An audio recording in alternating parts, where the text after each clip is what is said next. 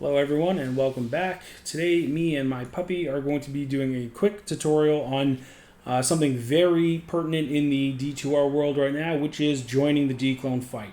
I think Dclone has now walked twice, and I know that there's a couple of scheduled walks. I think there's even one scheduled for tonight and probably a couple over the course of the weekend.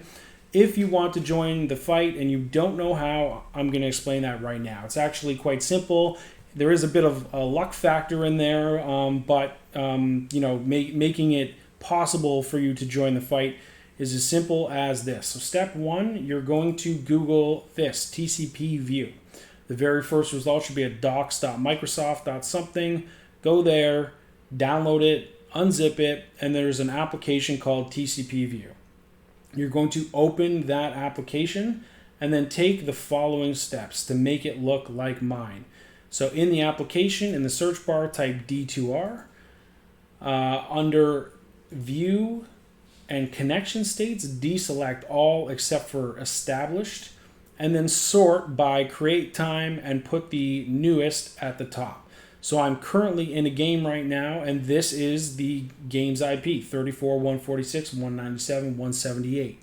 So when somebody, a streamer or a community bulletin says, hey, we're doing a Dclone walk, Asia servers, and this is the IP.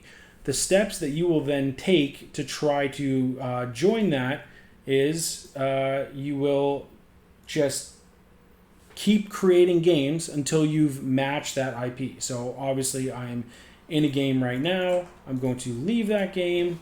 I'm going to create a new one. And then you'll see up top here the green, this newest port or remote address here, I should say, is the one that you're trying to match. So again, really, I'll just go back and just talk a little bit about like just the process of spawning Dclone, because I guess it's kind of relevant here. It is actually selling SOJs, so it does. So far, D2R seems pretty secure. There's been no duping. So when there's these big SOJ sell-offs, it's normally a concerted effort, kind of planned by a group.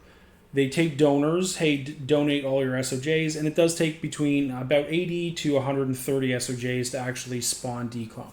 So what happens when they say, okay, we're gonna try to spawn Dclone tonight, donate an SOJ. And then so once they have enough SOJs to sell, and by the way, the first walk I think took 123, the second walk took about 94 or something like that.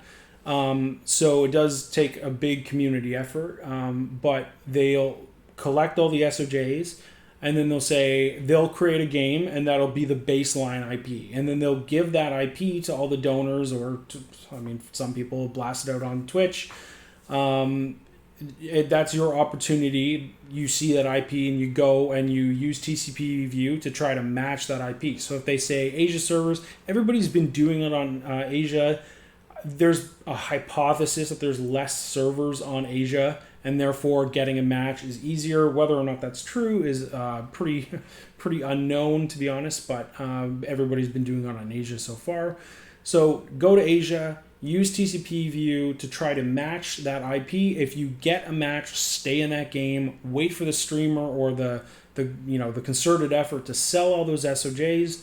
Once they start selling SOJs, you'll see it on your screen. It'll say like 3 SOJs sold and then 25 SOJs sold. And it goes up in increments. It doesn't show you every single time an SOJ is sold. It does go up in a couple increments, but eventually Diablo will walk the earth.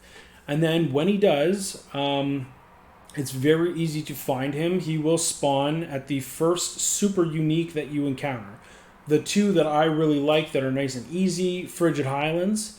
Just go straight to Eldritch and Diablo clone will be there. And the second one, and I'll show you what I'm talking about, go to Arcane, go up to the portal, find where Fire Eye normally spawns, and just kill him. So this is actually me doing it with a couple of friends. I'm using Salvation Aura. These were a couple of Dclone first-timers, so I just didn't want them to die. I wanted them to experience what it's like to be part of the kill. So just so nobody died, I was using Salvation. The best people to clear Diablo clone are Smiters, any sort of life tap. They have high resist. They're just not going to die. They're just going to stand there. They can tank everything. and they'll just life tap and they'll never lose any life.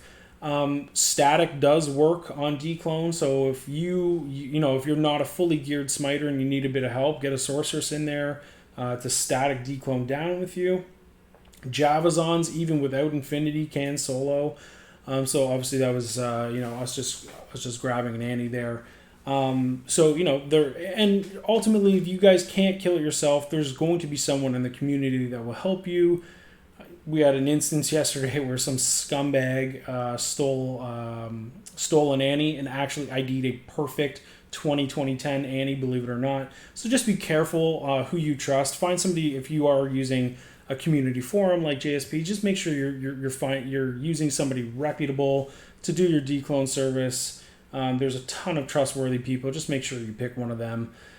So anyways, guys, I just wanted to help you all join the Dclone fight, get yourself an Annie. So hopefully